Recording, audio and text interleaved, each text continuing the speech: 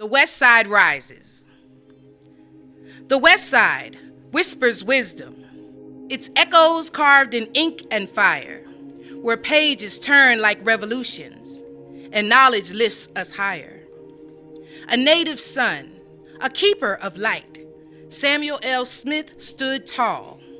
The native son, a bookstore, a battleground where minds broke free from walls.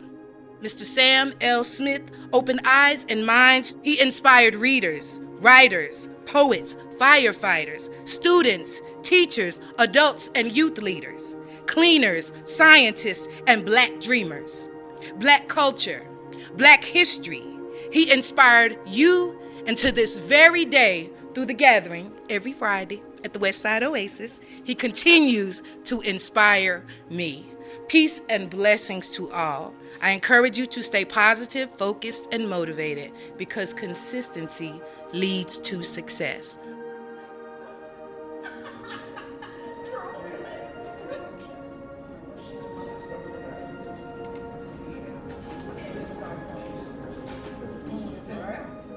So it was Anthony and I that were probably just walking up and down the hallways, right? And I was like, this stinks. How come these pillars are empty? I think that was my whole thing of, we have the benches. It kind of looks like a park. I'm like, Anthony, we should put in for a public art project. All right, girl, go ahead and get it going, blah, blah, blah. 2019, I'm thinking, is when we started the, just to pitch the idea. Went in front of, everyone in the committee at Sunset Park. We presented, hey, this is what we want to do. And when they just started this project, maybe a year and a half ago.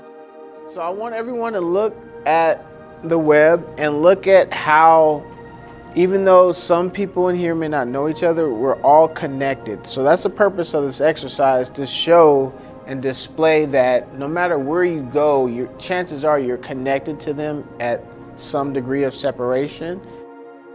Even though there's different groups here, there's different ages, different ethnicities, we're all still connected, and we're all connected as one. So believe it or not, I already got a concept. I just want to know if you guys wanted to. So my concept is a timeline of I already got like the history. You guys' history is so rich, and I already have started breaking it down. I just wanted to get more from what you guys have so I can incorporate that. And with the help of Muhammad, we're gonna get excellent mural together for you guys. So don't worry about it. Don't worry about it. Again, didn't ever think that it was going to be what it is now, and the idea that they put together. To me, it was going to be like abstract art, right? Just like shapes and stuff on it. But now it's like even a deeper thing, and just the history that starts in 1870 and it goes to today, and like the future is just so amazing.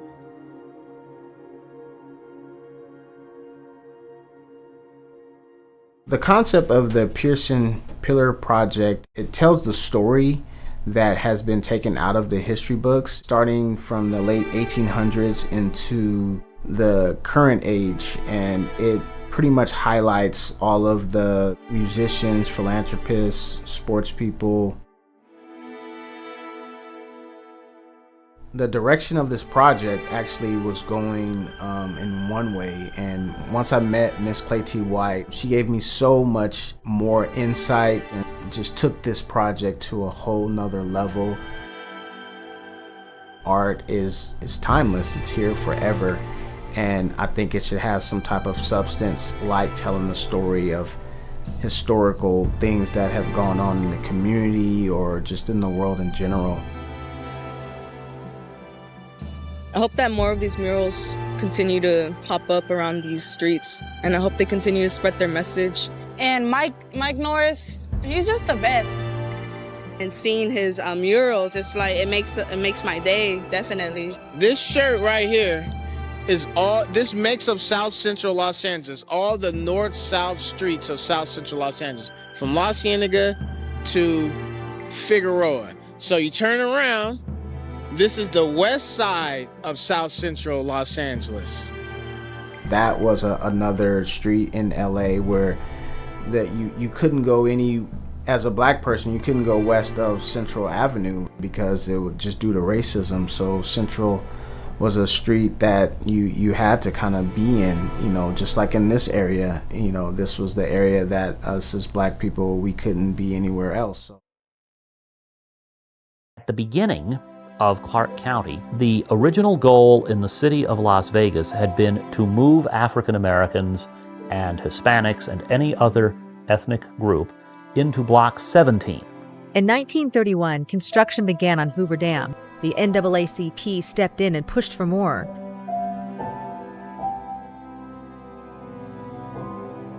There were a few blacks that were allowed to work on the dam, but very few. The idea that the federal government brought segregation in here is something that we tend to lose sight of. Even though I've had individuals say to me that, Gwen, this is painful. I don't want to see that. I came from the South.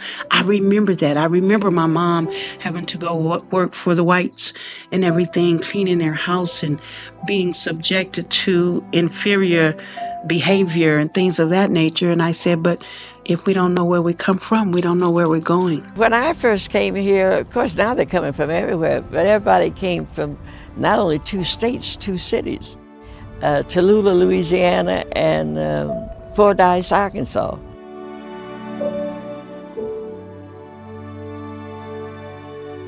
The biggest cause of growth was the basic magnesium plant in Henderson.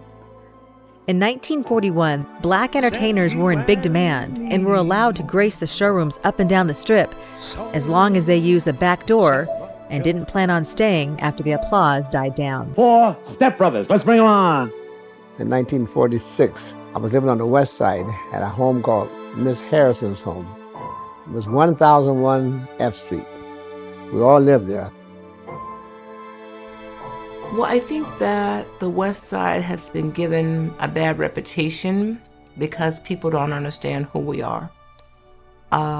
There's a lot of historical negative energy toward the Black community in the first place because of America's segregationist policies.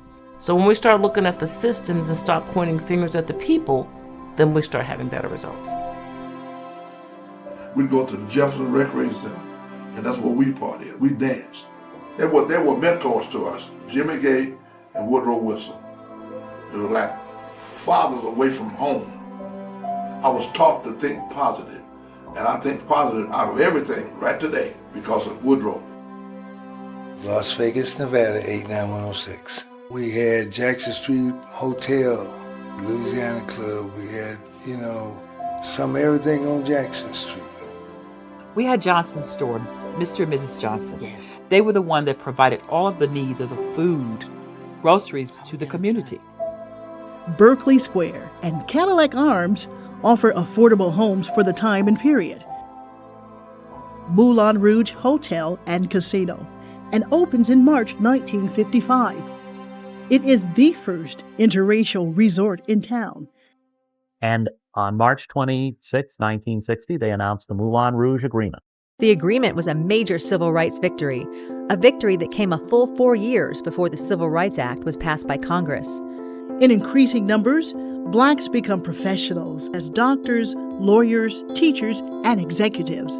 Civil rights lightning rods Ruby Duncan, Aldine Weems, Alversa Bills, Mary Wesley, and others.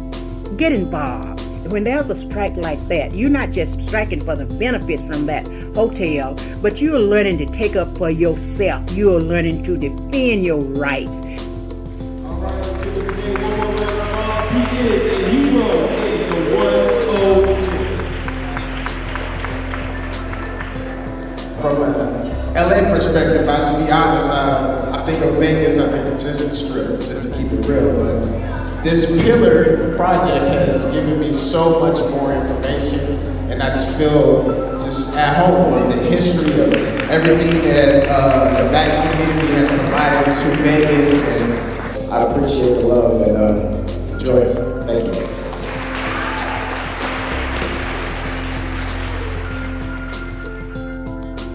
Never forget that it's a historic community and remember all the pioneers and trailblazers whose shoulders we're standing on. The Bob Baileys, the Sarah and I Prettys, the Alice Key.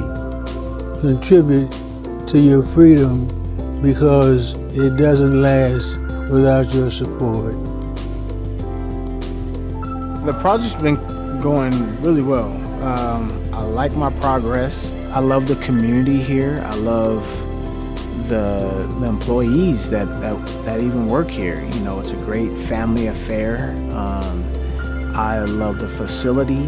I love the operations that they have, the different programs that they have here. It's a great tight-knit community out here in Vegas that I did not even know existed, to be honest with you.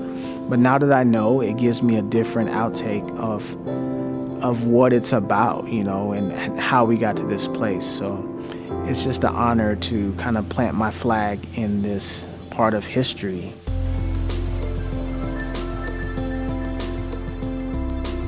I think traveling and going to different places, you know, sometimes just due to systemic racism, they don't want people of the culture to know that, hey, this is an architect, these are doctors, you know, these are lawyers, these are politicians, these are inventors, you know, that look just like you. We do everything that everyone else does. It's just, you know, sometimes it's hidden.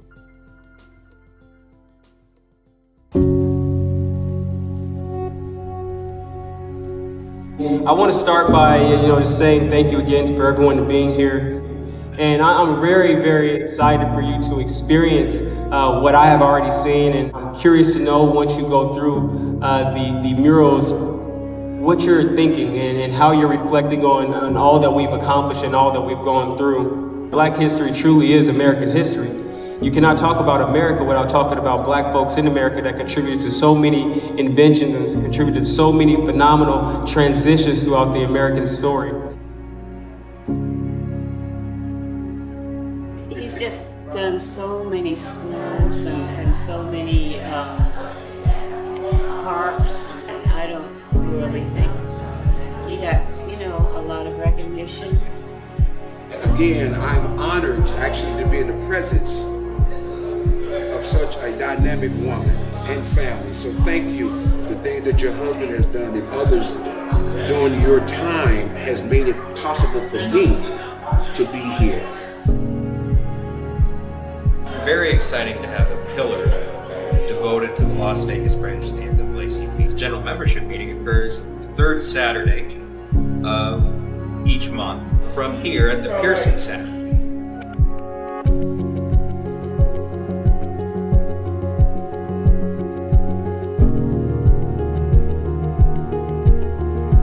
This was not only historic, it is a place for all these other blacks who are trying to find that history can come, even if they don't live across the street. And therefore, I see the gathering in that context.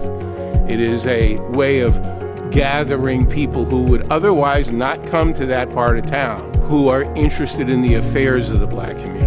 To talk, to learn, to be a part of, to offer their expertise. It's not just about, oh, I like Black people. It's about, I care what happens to this community.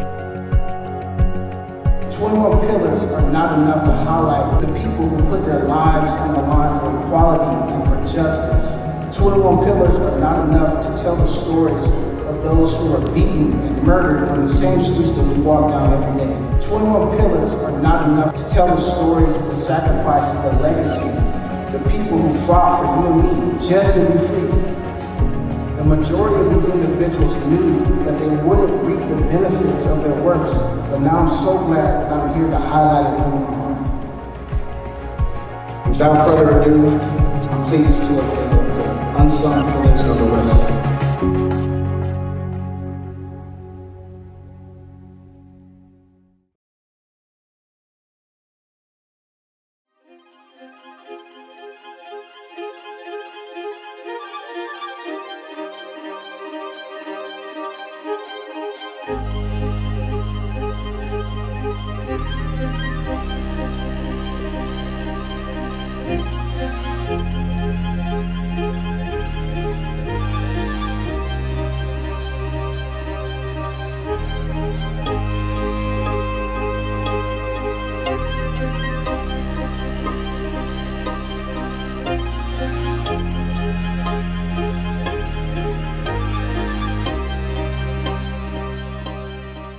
I think Black History Month eventually will become a part of our everyday history. You know, I would love it if, you know, if TV stations could show my work, you know, all the time instead of just Black History Month, because Black History Month is all of our month. You know, I mean, we shouldn't have just Black History Month or, you know, Irish American, you know, Day. It should be incorporated into, you know, into our American system.